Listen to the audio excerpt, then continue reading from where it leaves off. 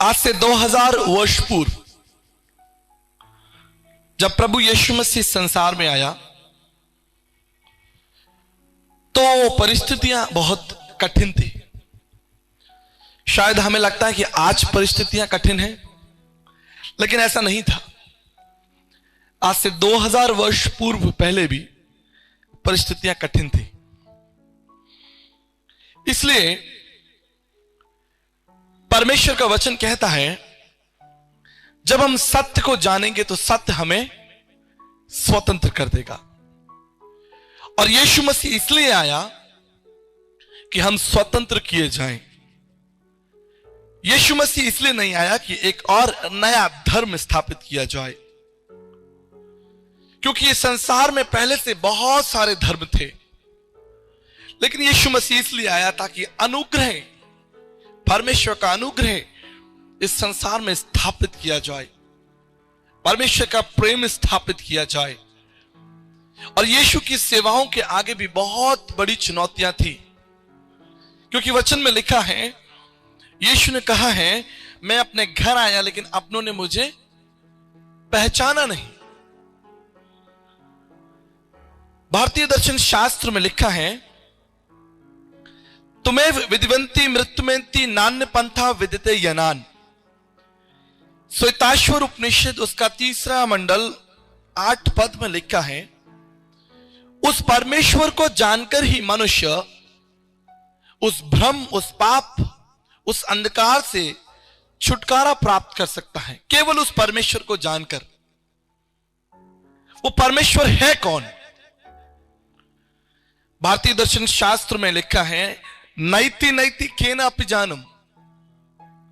अभी हम उस परमेश्वर को नहीं जानते,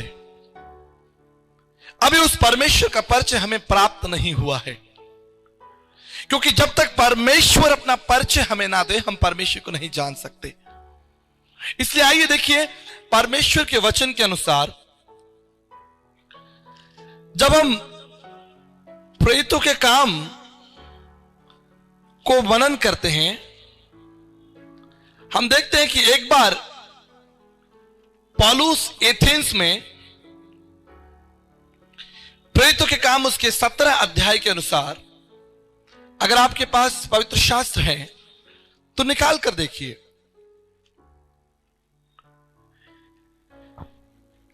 प्रेरितों के काम उसका 17 अध्याय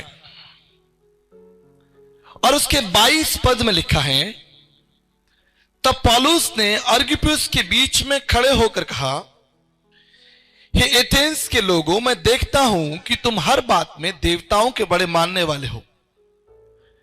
क्योंकि मैं फिरते हुए जब तुम्हारी पूजने की वस्तुओं को देख रहा था तो एक ऐसी वेदी भी पाई जिस पर लिखा है, अनजाने ईश्वर के लिए।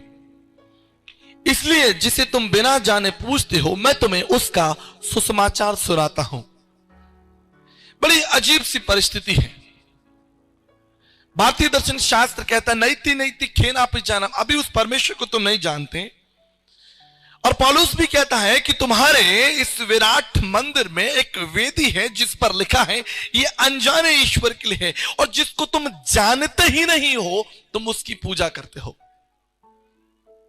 जिसको तुम जानते ही नहीं हो तुम उसकी आराधना कैसे कर सकते हो? संत कबीरदास जी कहते हैं, बिन जाने प्रीत ना होए। जिसको हम नहीं जानते हम उससे प्रेम नहीं कर सकते। भक्ति क्या है? आराधना क्या है? भक्ति या आराधना परमेश्वर से प्रेम करना है। परमेश्वर से प्रेम करना ही भक्ति है, आराधना है। संत तुलसीदास जी कहते हैं, बिन जाने प्रीत ना होए। हम जिसको जानते ही नहीं हम उसकी भी आराधना कर रहे हैं। यहां पर लिखा है, बाइबल बताती है। इसलिए जिसे तुम बिना जानते पूछते हो, आज मैं तुम्हें उस परमेश्वर के विषय में बताता हूं। 24 पद से लिखा है, जिस परमेश्वर ने पृथ्वी और उसकी सब वस्तुओं को बनाया है, वह स्वर्ग और पृथ्वी का स्वामी होकर हाथ के बनाए हुए मंदिर में नहीं रहता और ना किसी वस्तु की आवश्यकता के कारण मनुष्यों की हाथ की सेवा लेता है, क्योंकि वह स्वयं ही सब को जीवन और श्वास और सब कुछ देता है। परमेश्वर हमारे हाथों की सेवा को ग्रहण नहीं करता। आप कल्पना कीजिए, अगर मैं आपके घर आऊं और आपके घर आकर मुझे एहसास हो कि मैं आपके लिए कुछ गिफ्ट नहीं लाया, कोई तोहफा नहीं लाया, और अचानक मैं देखूं कि आपके घर के ड्राइंग रूम में एक सुंदर सा फ्लावर पॉट है, एक गुलदस्ता है, और मैं वो गुलदस्ता उठाकर आपसे कहूं कि मैं ये आपके लिए भेंट लेकर आया हूं, आपकी प्रतिक्रिया क्या होगी? आप कहेंगे ये अजीब व्यक्ति है, ये मेरे ही घर की चीज मुझे उठाकर देता है, ये कोई सही तरीका नहीं हुआ। इसलिए पवित्र शास्त्र बाइबल कहती है, परमेश्वर को किसी भी वस्तु की या आपकी हाथ की सेवा की आवश्यकता नहीं है, परंतु वो तो स्वयं ही आपको जीवन का सांस और सब कुछ देता है। उसने एक ही मूल से मनुष्यों की सब जातियां सारी पृथ्वी पर रहने के लिए बनाई हैं, और उसने ठहराए हुए समय और निवास की सीमाओं को इसलिए बांधा है कि वो परमेश्वर को ढूंढे। हमारी सबसे बड़ी आवश्यकता है कि हम परमेश्वर को ढूंढें। परमेश्वर कौन है? क्योंकि लिखा है, बिन जाने प्रीत ना होए, तुम जिसको जानते ही नहीं तुम उसकी आराधना करते हो। कई वर्षों तक हमारे पूर्वज ऐसी चीजों की आराधना कर रहे थे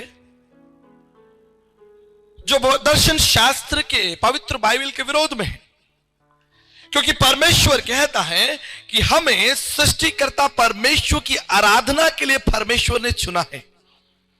परमेश्वर चाहता है कि हम उस परमेश्वर की आराधना करें जिसने सृष्टि को बनाया है, ना कि सृष्टि की आराधना करें।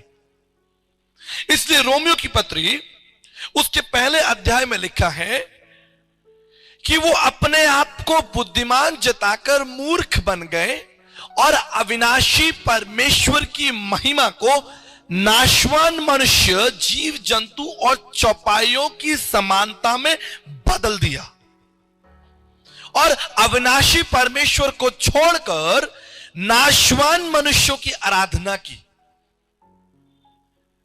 इसलिए आज से 2000 वर्ष पूर्व प्रभु यीशु मसीह संसार में आया ताकि वो परमेश्वर का संपूर्ण परिचय आपको दे सके। परमेश्वर कौन है?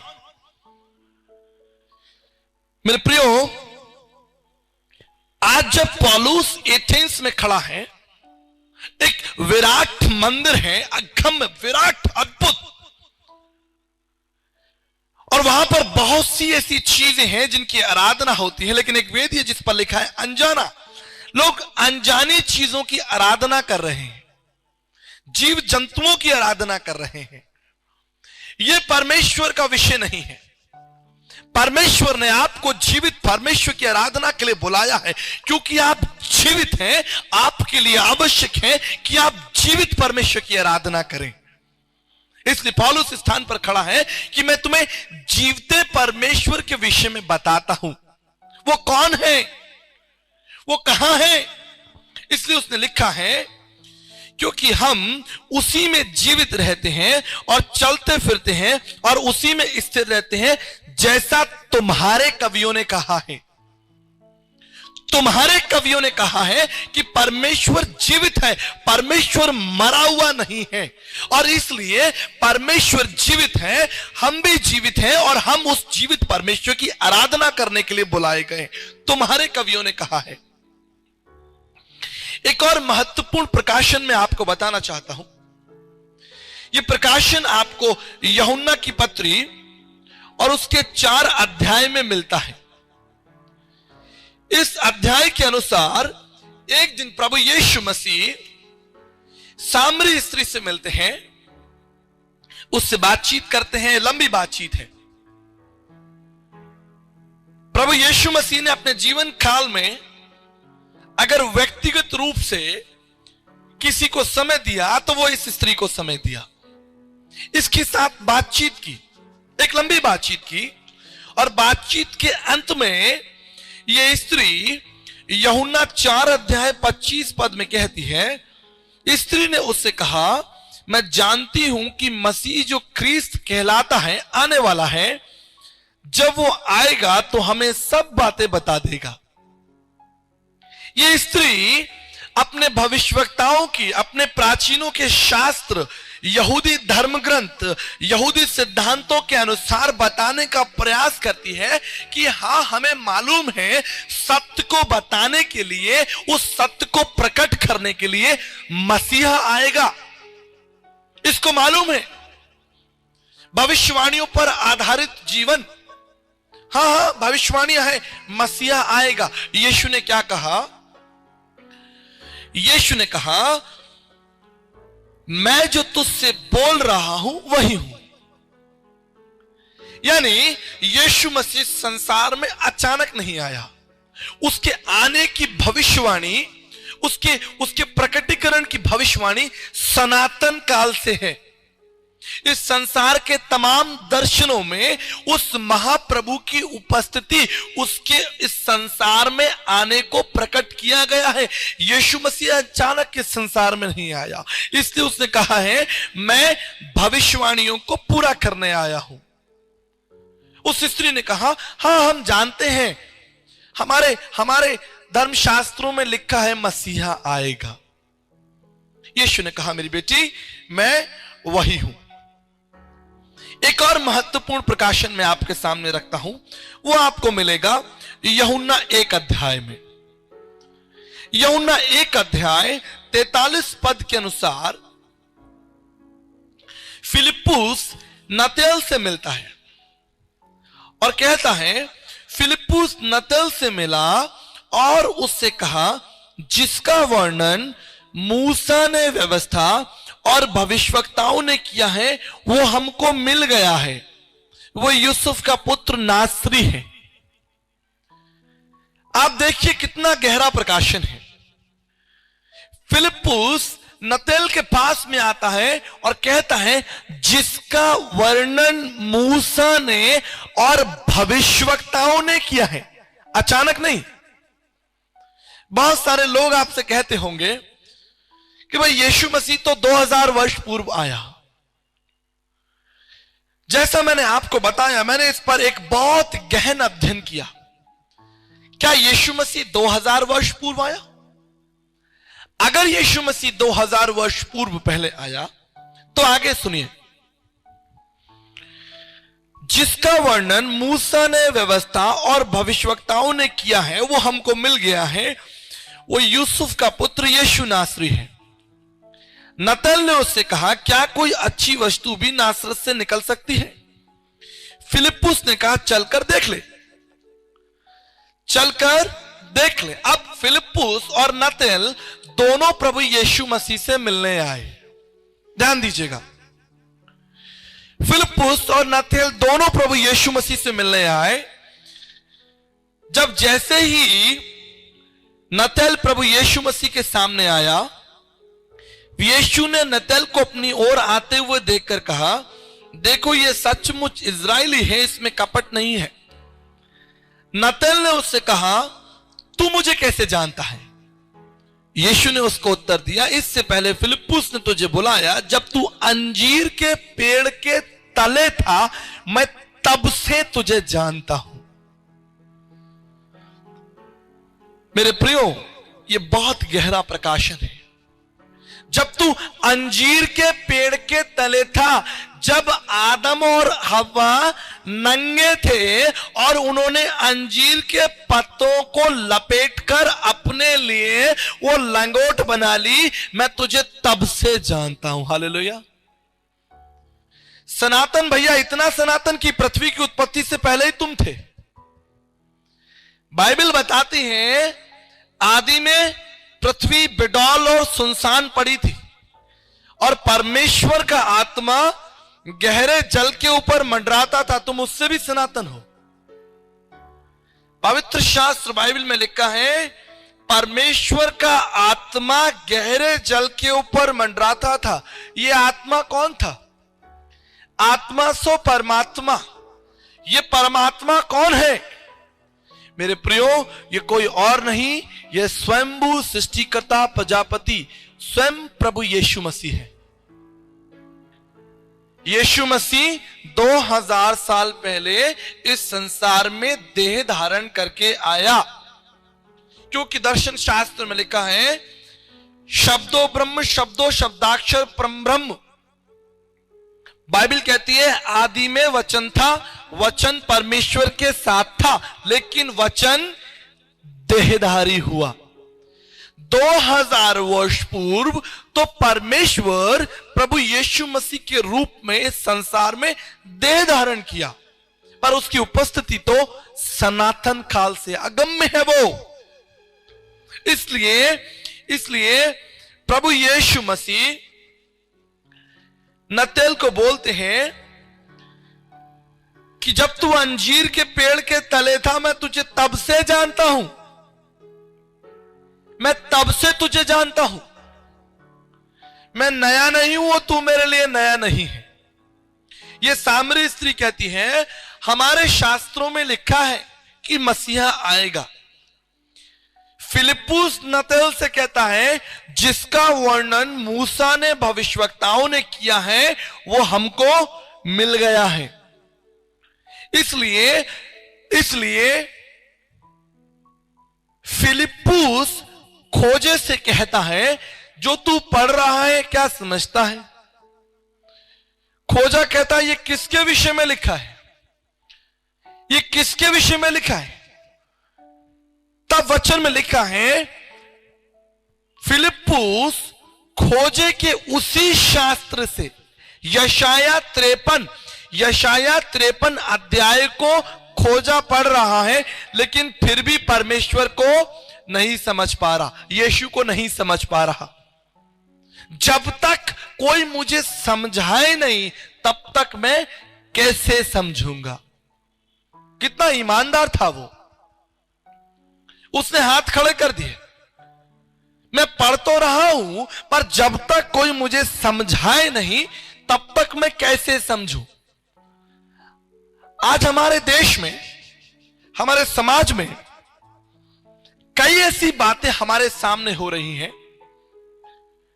बिल्कुल एथेंस के समान। जो तुम करते हो क्या समझते हो? जो तुम पढ़ते हो क्या समझते हो? अरे तुम अनजाने देवता की आराधना करते हो, क्या तुम समझते हो? मेरे प्रियो, जब तक परमेश्वर अपना परिचय हमें ना दे हम परमेश्वर को नहीं जान सकते। इसलिए आवश्यक है कि परमेश्वर स्वर्ग को छोड़कर इस संसार में आए और अपना परिचय दे। एक लंबे समय तक मैंने इस बात पर अध्ययन किया कि बाइबल के अलावा अन्य शास्त्रों में परमेश्वर की उपस्थिति के विषय में क्या बताया गया है। हम जो अपने तरीके से सोचते हैं, संत तुलसीदास जी कहते हैं जाकी रही भावना जैसी तितवाने देखी सूरत तैसी। जिसको जो चाहिए था उसने बना लिया। इसलिए केनोपनिषद उसका पहला मंडल 3 पद में लिखा है हम उस परमेश्वर को नहीं जानते, सत्य को स्वीकार करना जरूरी है। हम उस परमेश्वर को नहीं जानते। जब तक कोई हमें ना बताए, जब तक कोई मेरी सहायता ना करे वो परमेश्वर कौन है। और मेरे प्रियो, कोई भी मनुष्य आपकी परमेश्वर की उस पहचान में सहायता नहीं कर सकता जब तक परमेश्वर अपनी पहचान को प्रकट ना करे। इसलिए आज से 2000 वर्ष पूर्व, ध्यान रखिए, परमेश्वर ने अपनी पहचान को प्रकट किया। वो जो अज्ञात परमेश्वर था, वो जो अनजाना परमेश्वर था, वो हमारे बीच में आया और हमने उसकी महिमा को देखा। यीशु कौन है? भारतीय दर्शन शास्त्र श्वेताश्वर उपनिषद 6 अध्याय 5 में लिखा पापनुदम, पापों को हरने वाला। और क्या किया प्रभु यीशु मसीह ने? वो जहां गया उसका एक ही संदेश था, फिर पाप ना करना।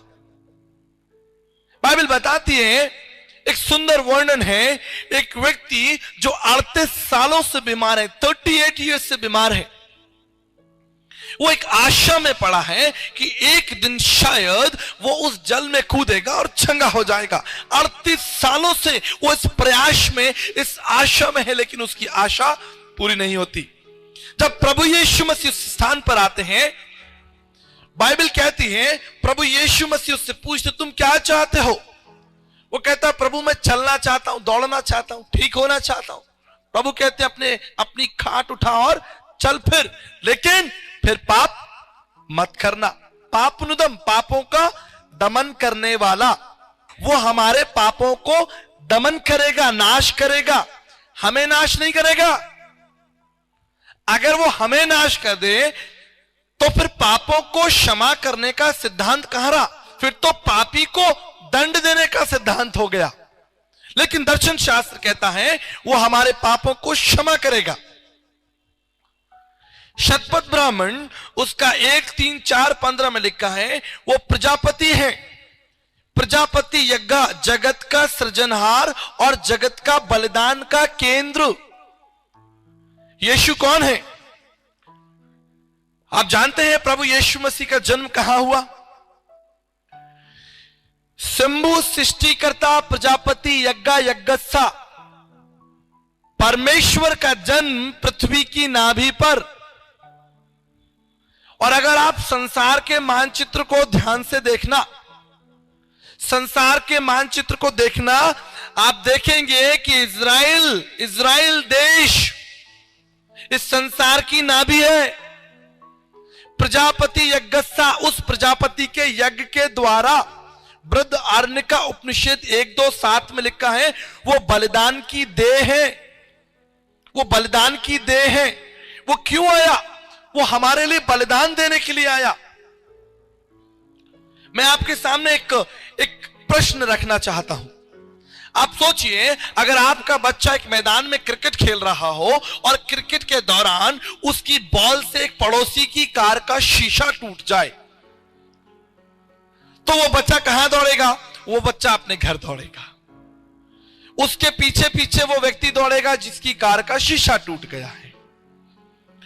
अब क्या होगा? वो बच्चा छुप जाएगा, क्योंकि उसने गलत काम किया है, उसने एक बुराई की है, उसके हाथ से एक गलत काम हो गया है। अब वो व्यक्ति जिसकी कार है वो आपके पास में आएगा और कहेगा कि आपके बच्चे ने मेरी कार का शीशा तोड़ दिया है। तो आप क्या कहेंगे कि भैया ये रहा मेरा बच्चा, इसको आप ले जाओ, जो आपको करना है आप कर लो। आप ऐसा कहेंगे? नहीं भैया, आपके कार के शीशे का मूल्य कितना है? 7,000 रुपए। आप 7,000 रुपए का जुर्माना भरते हैं। प्रश्न यह आता है कि आपने कोई गलती नहीं की है, आपने कोई पाप नहीं किया है, फिर भी आप जुर्माना भर रहे हैं, क्योंकि यह जुर्माना आपके बच्चे का है। कोई भी पिता अपने बच्चे को इस दंड के लिए नहीं छोड़ सकता। बाइबल कहती है कि जब हम पापी ही थे, हम पाप में थे, परमेश्वर जो दया का परमेश्वर है, परमेश्वर जो प्रेम करने वाला परमेश्वर है, वो हमें न्याय के उस भवसागर में नहीं छोड़ना चाहता। वो चाहता है कि उसका दंड वो समाधान किया जाए। इसलिए संसार में आज से 2000 वर्ष पूर्व प्रभु यीशु मसीह आया।